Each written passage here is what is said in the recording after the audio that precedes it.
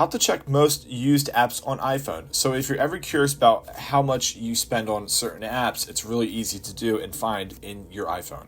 So what you want to do from this point is go to Settings, scroll down until you find the section where it says Screen Time. Go ahead and click that. And you want to focus on where it says See All Apps and Website Activity. So go ahead and click that. And this is going to give you an idea of what you use per day, or you can filter it by per week as well. So what you can do is go here, search around and see what's going on and see how much you spend every day on certain apps.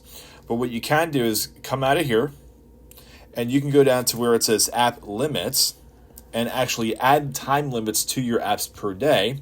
So what we can do is I'm just going to go to social and I'll use Instagram as an example. Go ahead and hit next.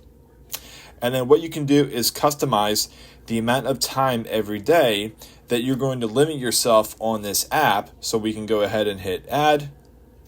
And now 5 hours every day. And then that way you can limit yourself if you really need to, if you find yourself using apps too long on a day-to-day basis.